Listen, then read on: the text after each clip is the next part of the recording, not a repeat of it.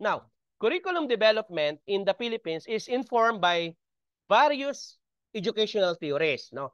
With, syempre, yung ating mga EDUC units, no? Constructivism and progressivism.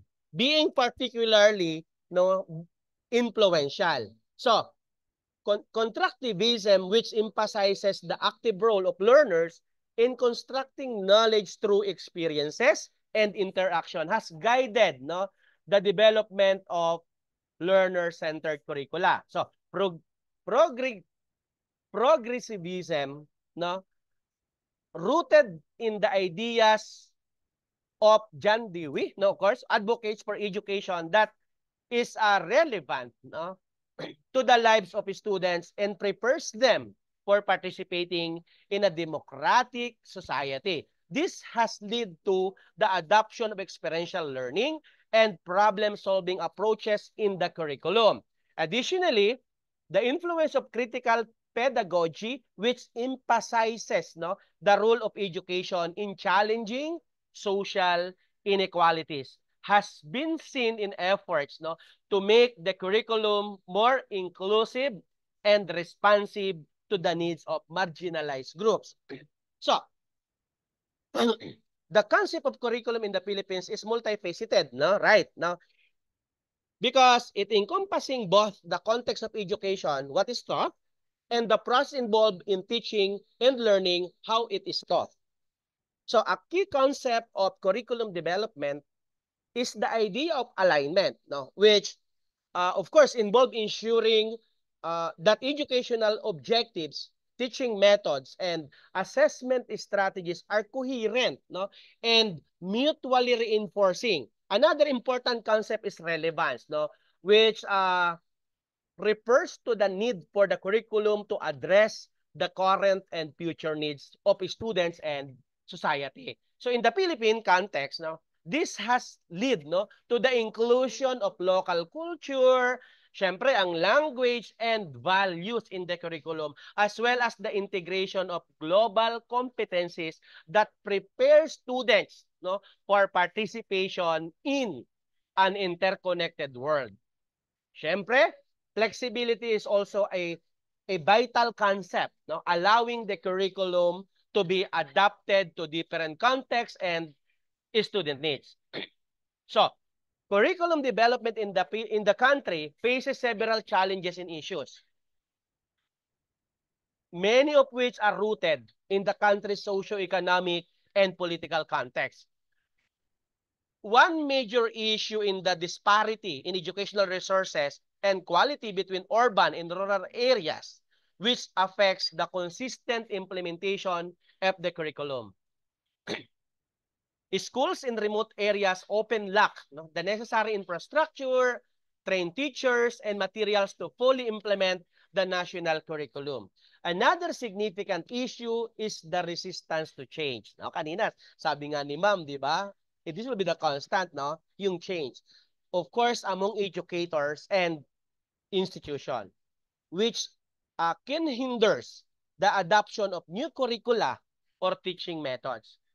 So, the rapid pace, no, of technological change also presents challenges, no, as the curriculum must continuously evolve to incorporate new digital tools. Somebody also mentioned, and prepare students for a technology-driven world. So, the influence of politics on education policy can lead to frequent changes in the curriculum. Sometimes, based on more on political agendas than educational agendas. Sad to say. This can create instability and confusion in the educational system. So, cultural context plays an important role in shaping curriculum development in our country. Because the country's diverse cultural landscape, with its mix of indigenous, colonial, and global influences, requires a curriculum that is both inclusive and reflective of this diversity. So, the curriculum must balance the need to preserve and promote the Filipino cultural identity with the demands of a globalized world. So, this has led to the inclusion of indigenous knowledge system, local languages and cultural practices in the curriculum, particularly in regions with strong ethnic identities. However, the challenge lies in ensuring that this cultural inclusion is meaningful and not merely tokenistic. Another cultural issues right now is the need to address the lingering effects of colonialism, such as the preference for foreign, particularly the Western knowledge and values, which can marginalize local perspective. In CHED right now, they have a CMO or CHED memorandum orders that all institutions required to include topics related to indigenous people and others. Now, government policy plays a critical role in shaping curriculum development. So, as what I mentioned, the Department of Education is primarily responsible for developing and implementing the national curriculum. Significant policy initiatives such as the Enhanced Basic Education Act of 2013, which introduced the K-12 program, have had a major impact on the curriculum. So, these policies are designed to align the Philippine education system with international standards and to address specific national needs such as improving literacy rates and reducing dropout rates. So, the effectiveness of this policy often depends on their implementation, which can be uneven across different regions. There is ongoing debate about the extent to which these policies truly address the needs of the Filipino students, particularly those in marginalized community. So, globalization has had a significant impact also in curriculum development in our country. Alam naman natin sa CHED ngayon, lahat internationalization ang topic, So the need to prepare students for participation in a global economy has led to the inclusion of global competencies in the curriculum, such as, syempre, andyan yung communication skills, critical thinking, and cultural awareness. So, English language instruction, which has been a major part of the Philippine curriculum since the American colonial period, continues to emphasize as a key skill for global competitiveness. So globalization also presents challenges such as the risk of eroding local cultures and knowledge system. So balancing global demands with local need is a key issue in curriculum development, requiring careful consideration of what content is included and how it is taught. So, community involvement is essential for effective curriculum development.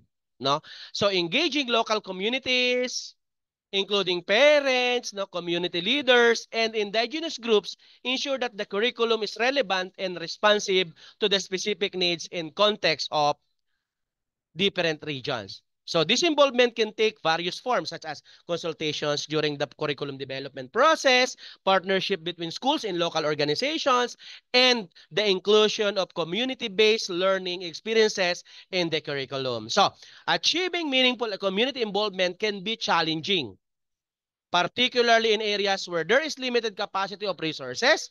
There is also a need for greater efforts to ensure that the voices of marginalized communities are heard and reflected in the curriculum. Now, educational equity is a major concern in curriculum development. Despite efforts to create a national curriculum that provides equal opportunities for all students, significant disparities remain in terms of access to quality education.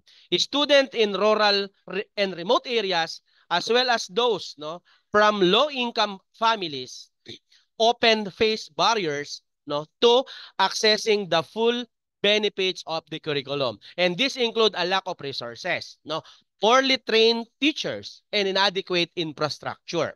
So, addressing these disparities requires not only curriculum reform, but also broader efforts to improve the overall quality and accessibility of education in our country. This include, of course, targeted interventions to support disadvantaged students and ensure that they have the same opportunities to succeed as their peers.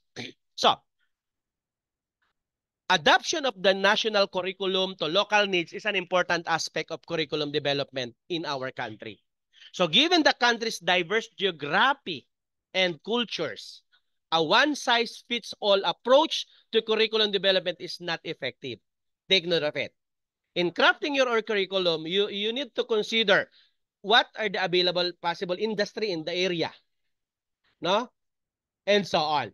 Schools and teachers, no, often need to adapt the curriculum to better suit, no, the specific needs and context of their students. And this can involve modifying context to include local knowledge and practices, no, using local language for instruction, and syempre, incorporating community resources into the learning process. There is often a tension, no, between the need for national consistency in education and the need for local adaptation. So, finding the right balance, no, between these two needs is a key challenge, no, in curriculum development. A while ago, I mentioned the curriculum development must align with the labor market requirements. So, aligning the curriculum with these needs of the labor market is a important or critical issue in our country, where there is often a mismatch between the skills taught in schools and the demand of employers. This had led to high level of unemployment and underemployment among graduates. So, I think, no, and I believe to address this issue, the curriculum has increasingly focused on developing technical and vocational skills, as well as entrepreneurship education. Of course, in the K-12 program, let's say, for example, no, they include tracks, no, for technical vocational education, which aim to equip students with the skill needed for specific industries. However, there is still a need for greater collaboration between educators and industry to ensure that the curriculum is truly responsive to labor market needs. So, another thing that we need to look into is the assessment and evaluation in curriculum development. Because, how many years already implemented yung K-12? Assessment and evaluation are integral parts of curriculum development, ensuring, of course, that curriculum is effective in achieving its goals. So in our country or in the Philippines, no, the assessment systems, no, has traditionally focused on standardized tests, no, which measure student knowledge and skills based on the national curriculum. So however, there is growing recognition of the need for more holistic assessment methods, no, that also evaluate critical thinking, creativity, and the 21st century skills. There is a need for more formative assessment that provide ongoing feedback to students and teachers, helping to improve learning outcomes. No? So the challenge is to develop, the challenge to each and everyone, of course, is to develop assessment methods that are fair, reliable, and aligned with the broader goals of the curriculum. Okay. So curriculum innovation and change are necessary to keep the education system in the Philippines relevant and responsive to the changing needs of our society. I believe, no, this will include, no, incorporating new content such as digital literacy and environmental education, as well as adapting new teaching methods, no, such as project-based learning and blended learning. However, innovation in the curriculum often faces resistance from various stakeholders. Kasama na tayo dyan. Parents, at lalo na mga policymakers. And this resistance, no, can be due to a lack of understanding of the benefits of innovation, fear of change, or concerns about the feasibility of implementing new approaches. Because, sa tingin ko, no, successful curriculum innovation requires careful planning, clear communication, and support for teachers and schools during the transition. So looking ahead, the future of curriculum development in our country will likely evolve or will likely involve a greater emphasis in inclusivity, digital learning, and lifelong education. So the curriculum will need to adapt to the increasing importance of technology in all areas of life, preparing our students not only to use digital tools like AI, but also to understand and engage with the digital world critically. No? There will also be a continued focus on making the curriculum more inclusive, ensuring that all students, regardless of their background or circumstances, have. Okay? So I think that's it for the introduction to curriculum development. Do you have any inputs or do you have any questions so far with regards to the introductions of the curriculum development? Question? Are still alive or still, ano ba? Baka may ako na lang nandito. None so far, sir. None so far. Okay. So, I already posted, no, the assignment, if I'm not mistaken, no? Mayroon bang walang topic? Ay, stop ko na muna recording.